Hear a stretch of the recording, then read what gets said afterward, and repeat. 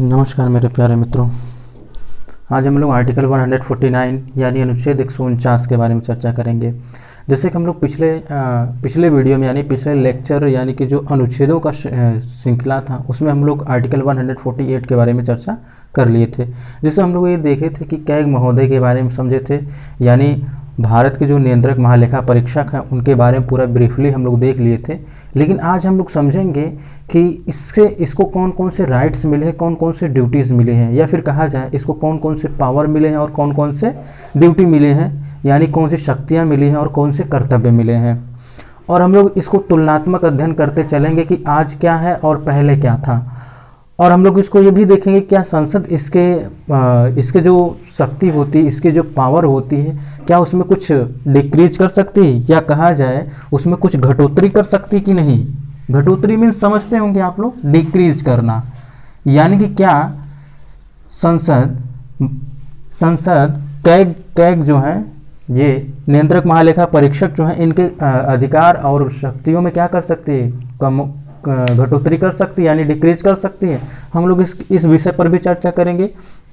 साथ ही साथ हम लोग ये भी समझेंगे कि आखिर ये जो नियंत्रक महालेखा परीक्षक जो हैं, इनको स्वतंत्रता के प्राप्ति के समय जो अधिकार मिले थे क्या वही ही हैं, यानी कि जो पहले शक्तियाँ थी क्या वही हैं, इनमें कुछ बदलाव भी हो सकता है, तो होगा तो कैसे होगा, हम लोग इसके बारे में भी चर्चा करेंगे।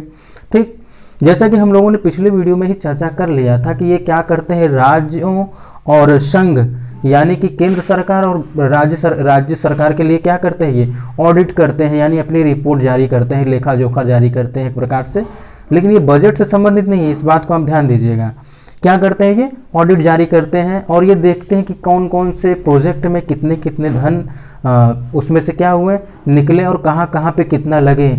और ये क्या करते हैं, अगर संघ सरकार यानी केंद्र सरकार के लिए अगर अपनी रिपोर्ट देते हैं तो ये राष्ट्रपति महोदय को मतलब वो देते हैं अपनी रिपोर्ट, उनको सौंपते हैं, डायरेक्ट ऐसे प्रश्न बन जाते हैं। और अगर ऐसे ही अगर राज्यों का किसी राज्य के भी अगर ये रिपोर्ट बनाते हैं तो उस रिपोर्ट को क्या करते हैं, वो राज्यपाल को सौंपते हैं। राज्यपाल क्या करते हैं, जिस राज्य से संबंधित होते हैं उस राज्य के विधानमंडल के पटल पर क्या करते हैं, उसे प्रस्तुत करते हैं। और सेम ऐसे ही होता है कि जब राष्ट्रपति महोदय को ये रिपोर्ट दी जाती है तो राष्ट्रपति महोदय क्या करते हैं, पार्लियामेंट के पटल पर यानी संसद के पटल पर उस रिपोर्ट को क्या करते हैं, प्रस्तुत करते हैं। और इसके रिपोर्ट को राज्य सरकार हो चाहे केंद्र सरकार हो, ये दोनों मानने के लिए क्या है, बाध्य हैं। क्या है, बाध्य हैं। ठीक, आइए हम लोग समझते हैं क्या है नियंत्रक महालेखा परीक्षक। नियंत्रक महालेखा परीक्षक के कर्तव्य और शक्तियां। नियंत्रक महालेखा परीक्षक संघ और राज्यों के तथा किसी अन्य प्राधिकारी या निकाय के लेखाओं के संबंध में ऐसे कर्तव्यों का पालन और ऐसी शक्तियों का प्रयोग करेंगे जिन्हें संसद क्या करेगी, विधि द्वारा क्या करेगी, विधि द्वारा क्या कर सकती है, इसमें बढ़ा सकती है। ठीक, अगर संसद चाहे तो इनकी शक्तियों और अधिकारों में क्या कर सकती है, कर्तव्यों में क्या कर सकती है, इंक्रीज कर सकती है, यानी कि उसमें बढ़ोतरी कर सकती है, बढ़ा सकती है। क्या कर सकती है, बढ़ा सकती है। ठीक, और इसके साथ ही साथ अगर मान लीजिए संसद कोई उपबंध ही नहीं ला रही इसके अधिकार और इसके कर्तव्य से संबंधित, यानी इसके शक्तियों और इसके कर्तव्य से संबंधित अगर कोई उपबंध नहीं ला रही है, तो ये वैसे ही कार्य करेंगे कि जैसे स्वतंत्रता प्राप्ति के समय इनको क्या हुआ था, जो राइट्स मिले हुए थे।